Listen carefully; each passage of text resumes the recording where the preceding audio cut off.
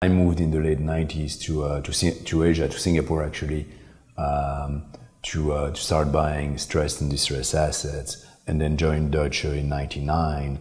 At the time, the distressed special situation business was me in Asia, period.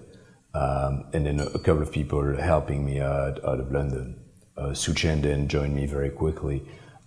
So at the time, we grew organically our business from scratch.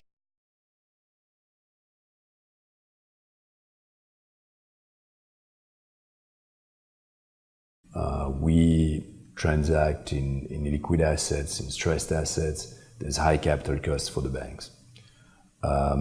Second reason is people.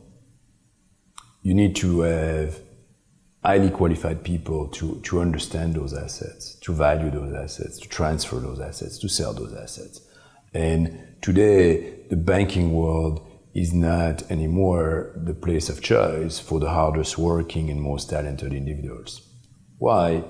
Because of regulations. The banks have had to offer extremely high salaries to their staff so that they can pay bonuses, because as you know, the bonuses are capped at a multiple of their salary, depending on which jurisdiction, but that's roughly how it works.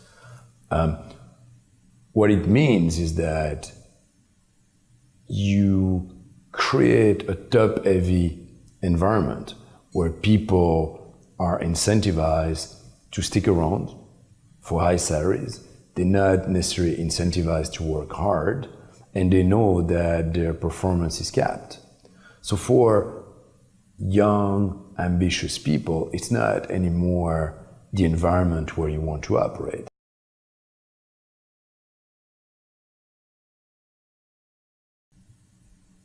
Distressed assets, distressed opportunities arise from what? They arise from massive changes in industries, or massive changes into the geographical or the macroeconomic landscape of a specific country, right? I mean, if you look through the cycle the last 20 years at distressed, it's telecom in the US and Europe. It's yellow pages globally. It's shipping. It's mining currently. It's real estate in the US in the early 90s. So we are used to seeing rapid changes in a specific industry or in a specific country.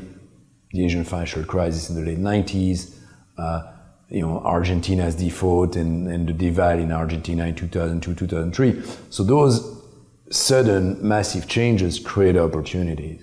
It doesn't mean that something is worthless. It means that something has a different value. It doesn't mean that a business has no reason to exist anymore. It means that the business prospect as we saw it yesterday and the assumptions we were making yesterday aren't valid anymore. And that's where we jump in to try to rewrite the map and try to take a view on the future of an industry or restructuring is going to play out in a certain country. So that's what we do, that's what we've done the last 20 years.